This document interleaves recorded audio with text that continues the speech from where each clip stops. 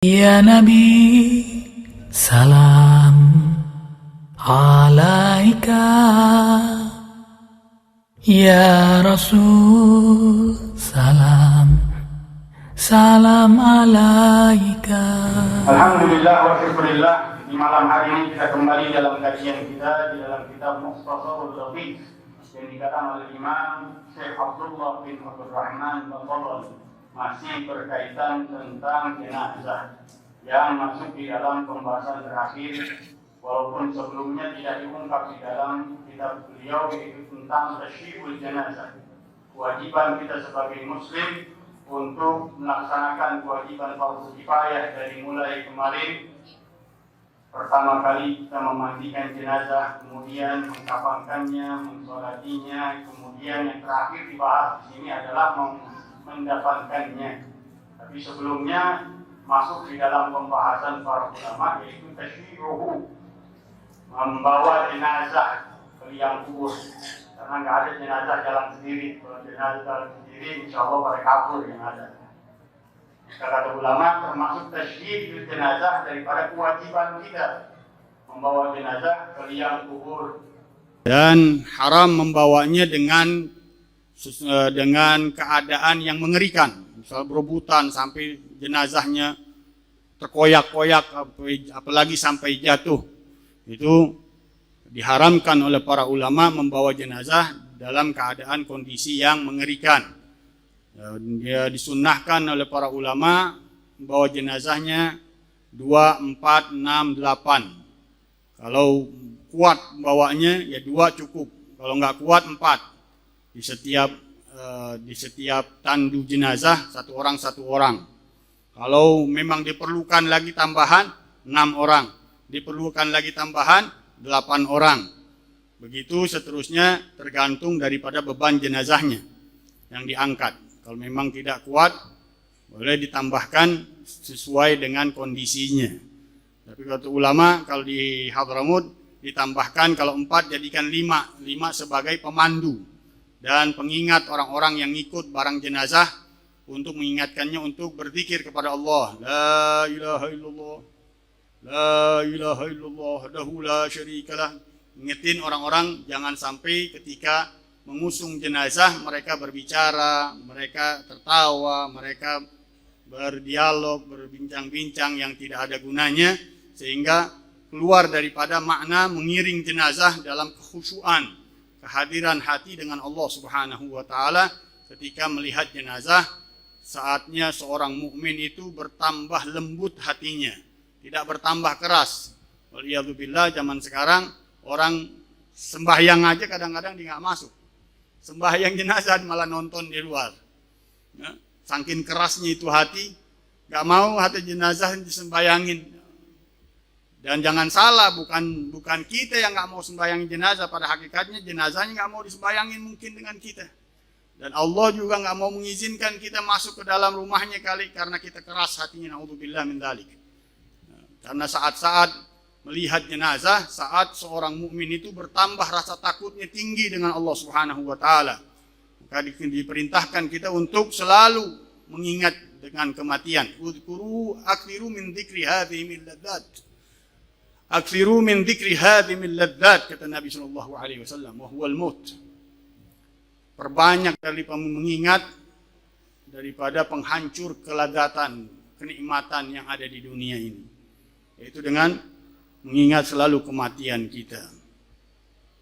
Kalau sudah datang nggak bisa ditunda, nggak bisa ditambah waktunya, sudah habis dari Allah Subhanahu wa taala. Nah, sekarang kita membahas di dalam mendafankan jenazah, karena yang dibahas di sini adalah masalah dafan. Jadi tasyi'ul jenazah, kalau bisa 2 orang. Kalau nggak bisa ditambahkan 4 orang. Kalau nggak bisa ditambahkan 6 orang. Kalau nggak bisa ditambahkan 8 orang sampai sesuai kebutuhan. Jangan sampai membawanya menjadi mengerikan. Jadi jenazahnya terkoyak-koyak, kalau kita bilang menakutkan, jenazah sampai mau jatuh. Itu diharamkan oleh para ulama kita di dalam mengusung jenazah. Karena jenazah harus dihormati. Jatuh-jatuh, naudzubillah. 1 aja cukup. Masa anak kecil mesti bawa pakai kurung jenazah?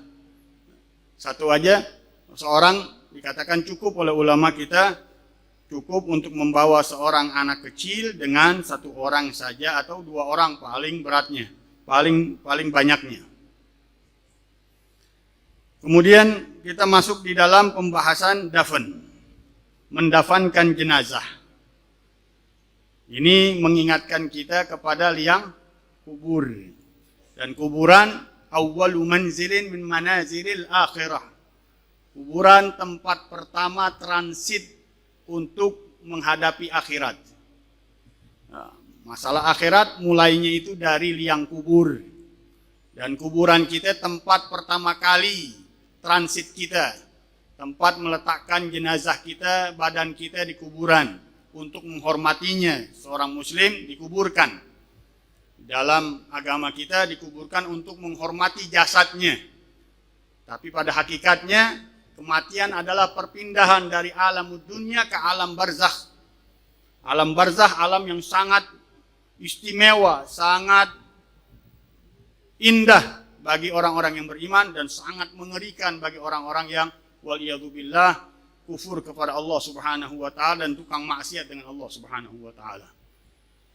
Dan perpindahan itu terjadi ketika masuk di liang kubur.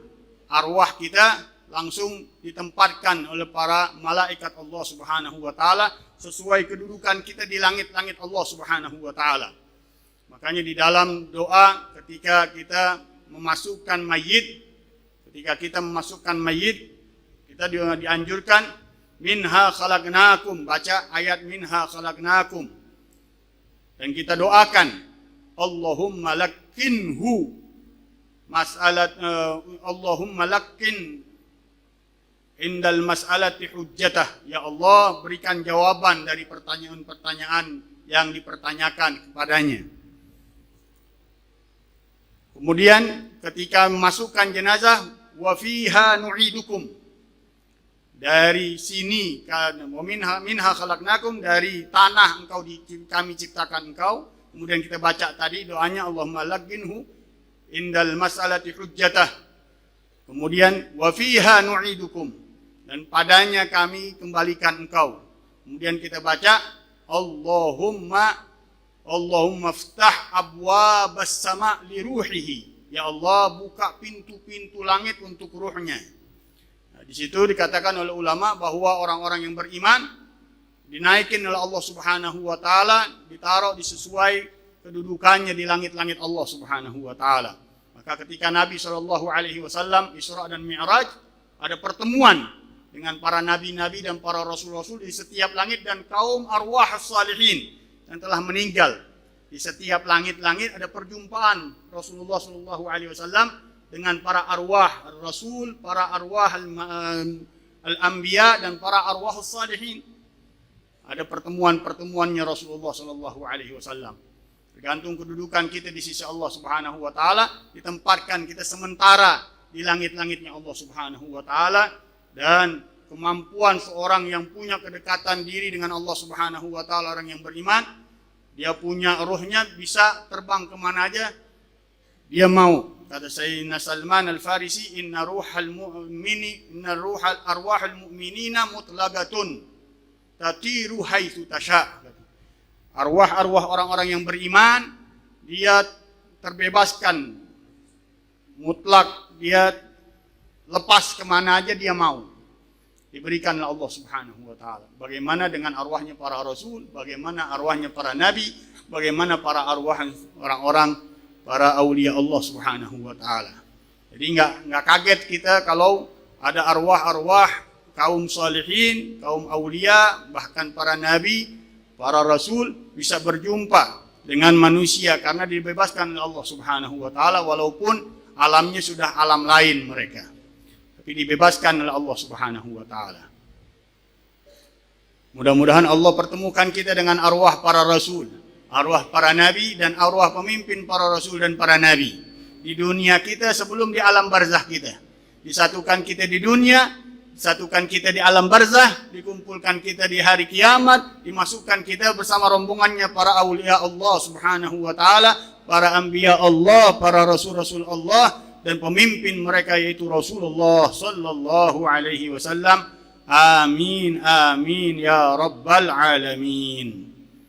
Ini kuburan, tempat jasad kita ditaruh oleh Allah Subhanahu wa taala, dan di situ bagi orang-orang yang bermaksiat kepada Allah Subhanahu wa taala, film akan keadaan dirinya nanti disiksa oleh Allah Subhanahu wa taala. Bahkan sebagian dibuktikan oleh Allah Subhanahu wa taala, dikeluarkan azab lubang-lubang dari sekeliling di kuburannya, lubang-lubang yang menyembur daripada api nerakanya Allah Subhanahu wa taala. Naudzubillah min ghadabillah. Begitu juga siksaan-siksaan Allah Subhanahu wa taala dari binatang-binatang syuja'un aqra, datang kalau kita bilang seperti naga yang menyemburkan api ke dirinya bagi orang-orang yang meninggalkan sholat, dikeprukan oleh Allah Subhanahu wa taala. Dan adab-adab yang sangat pedih bagi orang-orang kafir dengan Allah Subhanahu wa taala diperlihatkan sebagian oleh Allah Subhanahu wa taala untuk membuktikan saja, untuk menguatkan orang-orang yang beriman dengan keimanannya bahwa Allah mempunyai azab kubur, dan kita harus wajib kita beriman dengan hal-hal gaib, termasuk diantaranya daripada azab kubur yang Allah Subhanahu wa taala sediakan untuk orang-orang yang kafir dan orang-orang yang bermaksiat dengan Allah Subhanahu wa taala, yang tidak bertobat dengan kemaksiatannya dan belum diterima taubatnya oleh Allah Subhanahu wa taala. Dan cukup bagi orang-orang yang di alam kubur hanya memandang wajah mungkar dan nakir, kata Sayyidina Musa, kafa li ahli al-kubur an yanzura ila wajhil munkar wa nakir, adaban minhu. Cukup bagi orang-orang yang di dalam kubur melihat wajahnya mungkar dan nakir saja sebagai adabnya dia, wajahnya doang. Ketika Sayyidina Musa meminta sama Allah, maksa sama Allah Subhanahu wa taala untuk diperlihatkan wajahnya mungkar dan nakir, enggak kuat Sayyidina Musa. Dan Sayyidina Musa berteriak, kafa, katanya, li ahli al-kubur an yanzura ila wajhi hadzal malakaini munkar wa nakir. Cukup bagi orang yang ahli kubur memandang daripada wajahnya mungkar dan nakir. Kata orang-orang ahli ilm, kalau orang-orang saleh, hamba-hamba Allah yang beriman, hamba-hamba Allah Subhanahu wa taala yang kuat hubungannya dengan Allah Subhanahu wa taala, bukan mungkar dan nakir yang datang kepadanya, tapi wajahnya mubasyir wa basyir. Mubasyir wa basyir, yang membawa kabar gembira, menerangkan tentang kenikmatan-kenikmatan surga, menenangkannya di alam kuburnya. Wajahnya penuh dengan cahaya, harumnya begitu indah, beda dengan mungkar dan nakir. Baunya aja bisa tercium dengan jarak 500 tahun, saking kerasnya. Itu kemudian kukunya 60 zira. Sekali pentung orang mendem, baru dipentung dengan kukunya aja mendem 60 zira. 60 zira kalau kita 30 meter. Baru sekali pentungan doang. La ilaha illallah. Belum wajahnya. Cukup bagi seseorang di alam kuburnya memandang daripada wajah mungkar dan nakir, dan mudah-mudahan Allah tidak perlihatkan kita mungkar dan nakir. Yang datang kepada kita mubasyir wa basyir. Amin ya rabbal alamin. Sekarang kita bahas tentang masalah yang berkaitan tentang dafn. Wa ammad dafnu, adapun pemakaman atau mendafankan mayit, fa aqalluhu, maka minimalnya hufratun taktumu raihatahu, lubang yang menutupi aroma si mayit, baunya si mayit. Baunya si mayit tertutup dengan kita tanam di dalam tanah itu cukup. Ya, kalau kita bilang mungkin semeteran kali ya. Kalau afdalnya nggak bisa dikeruk oleh wa tahrusuhu minas siba, dan terjaga ia daripada binatang-binatang buas. Nggak bisa dikeruk oleh binatang, nggak bisa dicongkel oleh binatang sehingga kelihatan jenazahnya. Itu minimalnya. Minimalnya harus tertutup baunya. Kalau nggak bisa harus ditaruh di tempat, kalau kita bilang dipetiin. Kalau nggak bisa harus dibetonin, kata ulama. Kalau memang baunya tidak bisa hilang dengan hanya dikubur. Dengan hanya dikubur, baunya nggak hilang. Harus kalau kita dibetonin ya. Dia dibangun kuburannya. Harus dibangun, wajib dibangun untuk menghilangkan aromanya tersebut dan menjaga dia dari binatang-binatang buas. Itu minimalnya. Tapi yang wajibnya, yang afdalnya, qamatun wa bastah. Orang berdiri, kemudian ditambahin dia ngangkat tangan. Ya kalau kurang lebih 2 meteran ya. Orang berdiri yang standar orangnya, kemudian diangkat tangannya, itu setinggi itu dia punya kuburannya. Lebarnya agak dilebarin sedikit dari tubuhnya. Sekedar orang bisa masuk di sampingnya. Yang membantu memasukkan jenazah bisa masuk.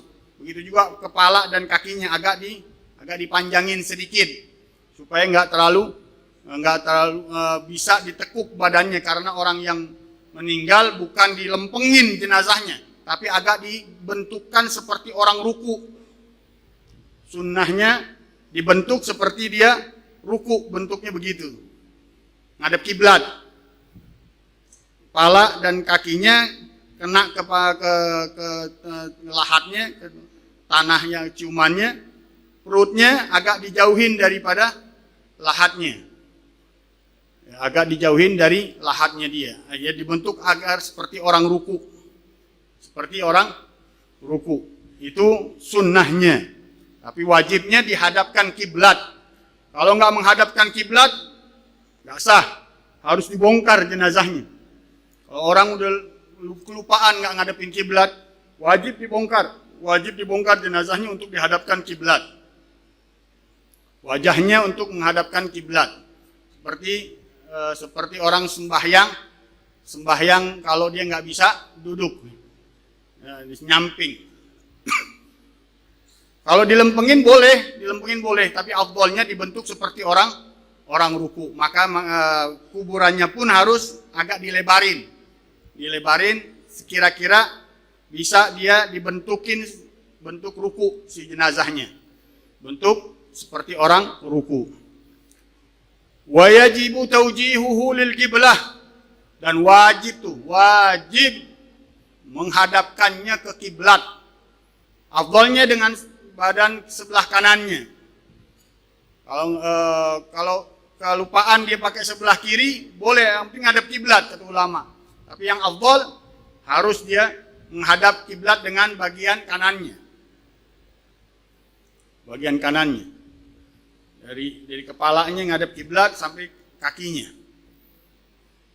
Kalau dibalik begitu, kepalanya, kakinya yang ngadep kiblat, boleh aja kata ulama, tapi afdalnya mesti dari bagian kepala sampai kaki ngadep kiblat. Itu wajibnya. Harus menghadapkan si mayit ke dalam kiblat, kecuali dia berubah sendiri. Cerita Sayyidina Abu Yazid Al-Bustami, ketika seorang yang suka mengambil kafan jenazah, tobat, udah mengambil 1000 jenazah. Ditanya Abu Yazid Al-Bustami, bagaimana kau dapatkan mereka? Aku mendapatkannya, kebanyakan mereka tidak menghadap kiblat. Kata Abu Yazid Al-Bustami, miskin, tuhamatur rizik. Mereka meninggal di dalam nggak percaya kepada rizki, kepada Allah Subhanahu wa Ta'ala, bahwa Allah yang memberikan rizki. Dia menuduh Allah tidak bisa memberikan rizki kepadanya, sehingga dia lebih percaya kemampuannya, lebih percaya keilmuannya, lebih percaya dirinya dalam masalah yang berkaitan tentang rizkinya. Orang-orang yang nggak percaya bahwa rizki itu benar-benar yang ngatur Allah Subhanahu wa Ta'ala, waliyadzubillah, bersiap-siap wajahnya dibalikin sama Allah Subhanahu wa Ta'ala, nggak menghadap kiblat karena kurang ajarnya dengan Allah Subhanahu wa Ta'ala. Dari mulai janin dipelihara sama Allah Subhanahu wa Ta'ala, dari mulai benih dipelihara sama Allah Subhanahu wa Ta'ala, dari nutfah, kemudian alaqah, kemudian mudghah, kemudian menjadi janin, kemudian menjadi manusia, kemudian dikuatkan oleh Allah Subhanahu wa Ta'ala menjadi anak-anak, diatur semua rizkinya.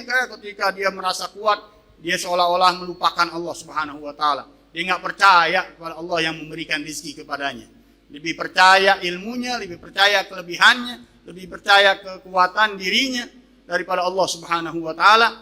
Itu orang-orang yang menuduh Allah Subhanahu wa Ta'ala di dalam masalah rizki, bahwa Allah tidak kuat, tidak mampu memberikan rizki untuknya. Na'udzubillah min ghadabillah. Siap-siap orang tersebut dibalikin sama Allah Subhanahu wa Ta'ala wajahnya dari kiblat. Naudzubillah min dzalik. Kalau orang dari pertama nggak menghadap kiblat, lupa yang naruhnya, main asal-asalan, nggak ngerti, main asal-asalan doang dia naruhnya, wajib dibongkar kuburannya. Harus kecuali sudah lama, kecuali sudah hancur tulang belulangnya. Nah itu nggak disunahkan, nggak diwajibkan kita untuk membongkarnya lagi. Tapi kalau baru, wajib kita membongkarnya dan belum hancur jenazahnya. Nah, belum hancur kira-kira berapa minggu tuh, berapa hari. Kalau tanahnya tanah yang cepat merusak tubuh, ya cepat, mungkin 3 hari udah hancur, terus seminggu paling lama udah hancur. Wa yajibu taujihuhu lil qiblah, tapi pastinya harus membongkar jenazah tersebut kalau lupa dihadapkan ke kiblat. Wa akmaluhu, dan sempurnanya hufratun, katanya ini dia. Wa akmaluhu, dan sempurnanya hufratun, lubang gadragamatin wa bastah, sekadar orang berdiri dan merentangkan tangannya ke atas. Ya, kalau kita bilang 2 meter lebih kali ya, 2 meter lebih, tanya tuh yang biasa bikin kuburan. Ya, kalau kita bilang palingan 2 meter kali, segini 2 meter kali. Saya 170 tambah, ya kurang lebih 2 meter lah. 2 meter. Wa huwa arba'atu adru'in wa nisf, katanya. Di sini hitungannya arba'atu adru'. Kalau 1 diraknya taruh 45, yang standarnya paling maksimal 50 cm. Berarti 2 meter, 2 meter setengah, 2 meter setengah kalau hitungannya 50 cm 1 diraknya. Tapi dirak tadi 45 cm. Jadi kurang lebih 2 meter, kurang 2 meter lebih sedikit. 2 meter setengah deh kalau mau amannya. Nah, untuk menutupi bau daripada si mayit dan menjaganya daripada binatang buas. Itu yang sempurnanya. Dan ketika kita masukin jenazah, yang paling wajib, yang paling sunnah menerimanya adalah orang yang paling dekat dengan si mayit, yaitu suaminya. Beda dengan sholat. Kalau sholat kemarin, bukan suami yang lebih berhak untuk menyolatatinya, tapi apa? Orang tuanya, bapaknya, kakeknya, begitu. Orang-orang yang terdekat dengan si mayit, dari kerabatnya, rahimnya, keluarganya. Tapi ketika mendafankan, yang berhak masuk ke dalam liang kuburnya adalah suaminya dulu. Karena dia yang paling boleh membuka daripada wajahnya si mayit. Wajahnya si mayit. Dan orang terdekatnya. Habis itu agaribnya. Yang paling dekat kepada dia yang lebih berhak. Setelah itu ayahnya, kemudian kakeknya, kalau nggak bisa anaknya, terus yang terdekat dengan dia. Saudaranya, nggak bisa saudaranya, baru pamannya, nggak bisa pamannya, baru asabah itu. Hitungan asabah. Asabah tahu gak? Hitungan waris. Hitungan waris namanya asabah yang sisa. Yaitu pertama bapak, kakek, anak, laki-laki, kemudian cucu laki-laki, kemudian paman dari bapak, paman dari ibu, kemudian anak dari saudara, ponakan dari laki-laki, dari saudara laki-laki, ponakan dari saudara perempuan. Kemudian baru orang yang nggak ada syahwatnya, majbu, mamsuh, nggak punya kemaluan. Dan, kalau ke jenazahnya perempuan, kalau jenazahnya perempuan yang nggak ada syahwatnya sedikit.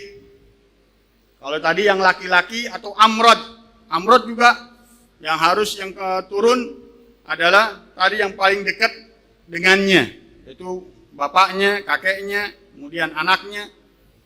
Amrod orang yang nggak punya, orang yang klimis, walaupun udah tua. Sebagian ulama walaupun dia udah tua, kalau dia terlalu klimis nggak boleh. Yang buka, yang turun ke dalam kuburan adalah orang yang terdekatnya dari dia. Walaupun diwasiatkan yang lainnya, kecuali orang saleh, kata ulama, alim saleh. Kalau beradu antara dua-duanya, mau yang lebih tua, yang lebih didahulukan. Nah, anaknya ada dua-duanya anak, kedudukannya anak dua-duanya. Yang lebih tua didahulukan. Sebagian mengatakan kalau yang masuk kuburan yang didahulukan yang lebih afqah, bukan lebih tua. Beda dengan mensolatin. Kalau sholat yang lebih berhak yang lebih tua. Yang lebih tua yang lebih berhak kalau sederajat. Nggak ada bapak, nggak ada ayah, adanya anak. Anak ada yang lebih tua, ada yang lebih faqih, yang lebih afdal, yang lebih alim. Mana yang didahulukan? Yang lebih tua. Kenapa? Karena sholat minta doain si mayit. Nggak perlu untuk mengerti lebih dalam tentang masalah keilmuannya. Karena di situ yang lebih tua doanya lebih cepat katanya, kata ulama. Yang lebih tua di dalam sholat, tapi di dalam masuk ke dalam kuburan yang lebih faqih dia yang masuk ke dalam kuburannya. Karena tadi itu mungkin di dalam meletakkan jenazah kalau dia nggak ngerti akhirnya sembarangan doang. Maka yang masuk hanya satu orang, boleh ditambahin sesuai kebutuhan. Sesuai kebutuhan boleh ditambahkan. Kalau memang diperlukan berat jenazahnya turunin, tak mampu dia. Nah, ketika dimasukkan jenazah ke dalam kuburan, kita bacain jenazah tersebut. Yang tadi bacaannya, yang sudah dibaca, tambahin lagi. Tambahin Bismillahirrahmanirrahim. Kalau Bismillah saja, sebagian ulama mengatakan tambahkan Ar-Rahmanir-Rahim. Ala millati Rasulillah sallallahu alaihi wasallam. Siapa yang membaca doa tersebut ketika menurunkan jenazah ke liang lahatnya, maka Allah berikan keamanan dari azab kuburnya selama 40 tahun itu jenazah. Jadi jangan disia-siain. Nah, yang menurunkan baca Bismillah wa ala millati Rasulillah. Bismillah wa ala millati Rasulillah. Dan sunnah bagi yang hadir mengambil dari tanah jenazah, dari tanah kuburan, dipulung-pulung kalau kita bilang. Nah, dipulung-pulung dibacain surat Inna Anzalna Al-Qadar. Surat Inna Anzalnahu fi Lailatul Qadar 7 kali. Bagi yang hadir, sunnah. Kemudian dimasukkan ke dalam liang lahat bersama si mayit. Ada yang bilang dimasukin ke dalam kafannya si mayit. Enggak, di dalam kuburannya aja sudah cukup. Siapa yang membaca Inna Anzalna 7 kali, kemudian dimasukkan ke dalam kuburan, maka si mayit tidak akan diadab selama-lamanya oleh Allah Subhanahu wa taala di alam kuburnya. Jadi jangan disia-siain. Jangan bengong aja. Jangan bengong aja ketika memasukkan mayit, baca Inna Anzalna yang dekat dari si liang lahat, bacain Inna Anzalna. Kemudian kalau orang-orang sekarang jadi pulung-pulung itu dijadikan bola-bola untuk menahan daripada badannya si mayit. Baca ketika kita mulung-mulung gitu, kita menggumpal-gumpalin tanah, bacain Inna Anzalna sampai akhir 7 kali. Itu Rasulullah mengatakan siapa yang membacakan Inna Anzalna 7 kali, kemudian dia memasukkan ke dalam kuburannya si mayit, maka Allah tidak akan menyiksa si mayit selama-lamanya. Subhanallah, kemudahan dari Rasulullah Shallallahu Alaihi Wasallam untuk umatnya Rasulullah Shallallahu Alaihi Wasallam. Sayangnya Rasulullah Shallallahu Alaihi Wasallam untuk umatnya Rasulullah Shallallahu Alaihi Wasallam, dan itu diamalkan oleh para salafun salihin. Selain kita bacakan doa, Rasulullah Shallallahu Alaihi Wasallam mengajarkan kita doa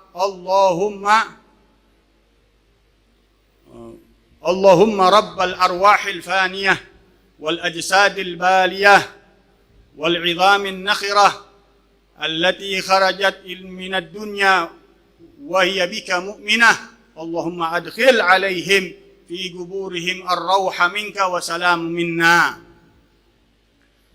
Kita bacain doanya yang diajarkan Rasulullah SAW. Allahumma rabbal arwahil faniyah. Ya Allah, Tuhan para arwah yang telah punah. Wal ajsadil baliyah, dan badan jasad yang telah hancur, wal idhaman nakhirah, dan tulang yang akan hancur pula, allati kharajat minad dunya, yang keluar dari dunia, wa hiya bika mu'minah, sedangkan dia dalam keadaan beriman kepada Engkau. Allahumma adkhil alaihim, ya Allah masukkan ke dalam mereka, kuburan mereka, atas mereka, rauhan minka, kebahagiaan, kedamaian dari Engkau, wa salamun minna, dan keselamatan, salam dari kami. Siapa yang baca itu doa ketika memasukkan jenazah ketika kita masuk ke dalam kuburan, kita baca doa tersebut, Allah tulis untuk yang baca sebanyak orang yang masuk ke dalam kuburan tersebut sampai hari kiamat, pahala untuk dia.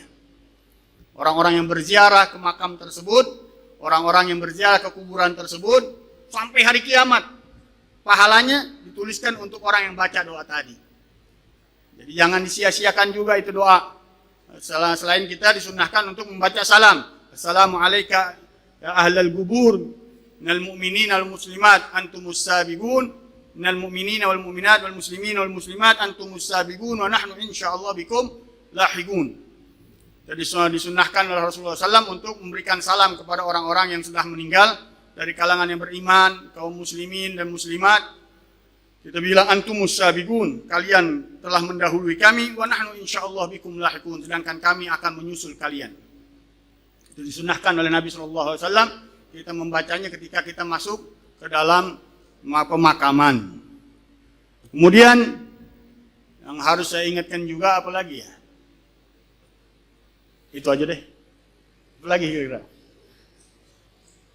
Wa yahrumun nadbu. Belum teringat lagi. Nanti kalau teringat lagi dikasih lagi. Wa yahrumun nadbu. Haram kita teriak menghitung-hitung kebaikan orang yang meninggal. Haram. Haram kita berteriak-teriak dengan menyebutkan kebaikan-kebaikannya, apalagi dengan keburukannya. Kebaikannya aja yang haram kita berteriak-teriak. Seolah-olah kita nggak terima dengan kematiannya. Dengan bita'didis syama'il, kita menghitung-hitung kebaikan-kebaikan, sifat-sifat baiknya. Nggak boleh kita teriak-teriakan. Kalau rasa ya Habib, bagian ulama dia dikasih nazam, syair, bait-bait syair, nizam. Kalau orang-orang alim dan saleh dibedakan oleh ulama. Boleh tanpa harus mengeraskan suara dengan tangisan. Boleh kita bacakan, namanya rasa kalimat-kalimat bela sungkawa kalau kita bilang. Tanpa harus berteriak-teriak, tanpa harus dengan tangisan yang berlebihan. Menangis boleh sebelumnya meninggal dan sesudahnya meninggal khilaful aula, bahkan sebagian mengatakan makruh. Menangisi mayit setelah meninggal, sebagian ulama mengatakan khilaful aula, sebagian ulama mengatakan makruh. Tanpa berteriak, kalau berteriak nggak boleh, haram. Nangis-nangis berteriak nggak boleh, itu adat jahiliyah. Begitu juga meraung-raung dengan menyebutkan kebaikan-kebaikan si mayit, nadab dipanggilnya. Berteriak-teriak dengan menyebutkan kebaikan-kebaikan si mayit seperti wa sayyidah, ya Allah pemimpin kami, wa kahfa pelindung kami. Nggak boleh. Nggak boleh walaupun dengan kata-kata baik, kata-kata yang baik, tapi dengan teriakan-teriakan. Nah, kalau dengan lemah kelembutan, dengan nasihat, dengan bentuk ceramah agama, itu dibolehkan oleh ulama, terutama kepada kaum sholihin dan ulama. Wa yahrumun nauhu, dan haram juga mengangkat suara tadi. Nadab dengan menghitung-hitung kebaikan. Kalau nauh berteriak-teriak. Berteriak-teriak dengan mengangkat suara. Dengan tadi sama dengan menyebutkan kebaikan-kebaikan si mayit. Wa yahrumul jaza', begitu juga nggak boleh haram memukul-mukul dada, mukul-mukul kepala sampai merobek-robek pakaian. Wal qad, mukul-mukul muka. Wa nashri sya'r, koyak-koyakin rambut. Wa syaqqil jaib, merobek-robek pakaian. Haram semuanya itu dilakukan. Wa tarhir rimat, taruh debu kepalanya. Itu semuanya adat jahiliyah. Itu tidak dibolehkan di dalam ajarannya Rasulullah sallallahu alaihi wasallam. Dalam hadis Rasulullah sallallahu alaihi wasallam, "Laisa minna man yadribul khudud wa syaqqal juyub wa da'a bid'awal jahiliyah."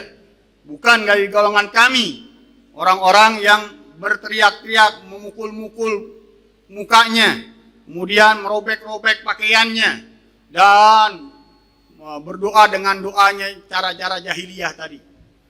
Berteriak-teriak dengan cara-cara jahiliyah. Itu tidak digolongkan dari umatnya Rasulullah sallallahu alaihi wasallam. A'udzubillah min dzalik. Jadi haram hal-hal itu semuanya dilakukan. Wa nahwu dzalika, dan yang seperti itu. Nah, sekarang kita Habib Bagir belum datang juga. Ini agak penting sedikit, harus kita cepetin walaupun banyak hal yang berkaitan tentang pembongkaran kuburan.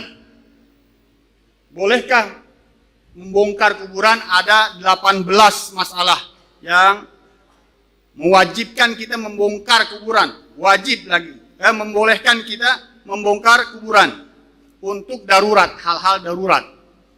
Karena darurat. Yang pertama, jika si mayit dimasukkan dalam keadaan tidak suci atau tidak ditayamumkan. Tidak dimandikan dan tidak ditayamumin. Yang kedua, jika si mayit tidak dihadapkan ke dalam kiblat sebelum dia berubah. Kecuali sudah berubah dan maka tidak dianjurkan untuk menggalinya kembali. Kalau belum berubah harus cepat-cepat dibongkar si mayit. Tapi kalau udah berubah, tergantung keadaan tanahnya. Kalau tanahnya cepat perubahan si mayit, maka mungkin paling tidak 3 hari kata ulama. 3 hari itu yang tafih, dia pecah, dia punya badannya si mayit, perutnya si mayit. Walaupun si mayit dicelentangin katanya. Nggak menghadap kiblat kan celentang. Duduk ditidurin begitu. Nggak celentang si mayit. Itu juga harus dibongkar kuburannya. Yang ketiga, kalau didafankan di dalam baju atau tanah rampasan. Kafannya kafan haram. Orang ngasih dari barang yang haram. Tahuan. Harus dibongkar si mayit. Sama tadi kalau belum berubah. Dan ada penggantinya. Kalau nggak ada, udah pakai. Karena lebih utama daripada membiarkan mayit dalam keadaan telanjang, daripada sekedar barang itu haram, kata ulama. Kalau nggak ada penggantinya. Wa in ghair malahul waratha atau walaupun harus bahwa ahli warisnya mengganti daripada pakaian tersebut. Begitu juga kalau didafankan di dalam masjid. Dalam masjid, kecuali dia tadinya di luar masjid, akhirnya pembesaran masjid masuk ke dalam masjid, itu nggak dibongkar. Kalau dia dari awal ditanamnya di dalam masjid, nah itu yang dibongkar. Wa in taghayyar, walaupun sudah berubah, walaupun si mayit sudah berubah, bongkar. Kalau ada di dalam masjid. Beda tadi kalau dia sebelumnya bukan masjid. Sebelumnya bukan masjid, tapi akhirnya ada perluasan masjid. Itu nggak wajib dibongkar. Kemudian yang keempat, kalau si mayit menelan sesuatu, harta dari ahli waris atau orang lain. Apapun hartanya, duit ditelan, emas ditelan, berlian ditelan. Si mayit sebelum mati, saking pelitnya dimakan ke duitmu dia. Karena punya haknya ahli waris, dibongkar boleh. Dengan izin ahli waris tentunya. Ya kejam aja si ahli warisnya. Kecuali punya orang, wajib dibongkar kalau orangnya menuntut. Kalau orangnya menuntut untuk dibongkar. Walaupun sudah berubah tadi. Walaupun mayit sudah berubah. Walaupun dijamin oleh si ahli waris, udah aneh ganti. Enggak mau tuh orang. Enggak, aneh mau duit aneh. Aneh mau berlian aneh. Aneh mau emas aneh, bongkar, wajib dibongkar. Lau bala amalan li nafsihi fi hayatihi nubisha ba'da bala'ihi la gablah. Begitu juga yang ke-6, kalau di dalam kuburan ada harta terjatuh. Orang yang nguburin terjatuh jam tangannya, cincinnya terjatuh. Walaupun sedikit katanya. Dibongkar juga. Walaupun sudah berubah si mayit, boleh membongkar kuburan tersebut. Ya mungkin mayit ini nggak dipindah, nggak diapa-apain, tapi bongkar kuburannya boleh. Kalau terjatuhnya benda tersebut akan dijamin oleh ahli waris, maka sebagian ulama mengatakan nggak boleh dibongkar. Beda dengan ditelan tadi. Kalau dia jatuhnya sendiri, kemudian ahli waris udah jangan bongkar kuburannya. Orang tua aneh, saudara jangan dikubur, tapi aneh ganti. Nah itu nggak boleh dibongkar kuburan tersebut. Kemudian kalau seorang perempuan didafankan, di dalam perutnya ada janin yang masih mungkin diharapkan kehidupannya si janin, dengan syarat 6 bulan ke atas. Udah 6 bulan ke atas, maka apa? Wajib dibongkar. Wajib dibongkar itu jenazah, dan wajib dibelek, diambil jenazah. Kalau masih diharapkan hidup, wajib dioperasi, diambil janinnya. Kalau diharapkan hidup, kalau dikata dokter ini sih nggak mungkin hidup, didiamin sampai dia meninggal dengan sendirinya. Nggak boleh dikasih sesuatu beban untuk meninggal cepat, nggak boleh. Dipercepat meninggalnya janin, haram betul lama. Ada yang begitu, adat begitu, udah cepat dia taruh sesuatu biar janinnya meninggal cepat, nggak boleh, haram, didiamkan. Lau basyarat mauludin in kana dzakaran. Dan beberapa hal yang lain yang berkaitan dengan hukum pidana. Hukum pidana kalau jadikan alat untuk pembuktian boleh dibongkar mayit tadi.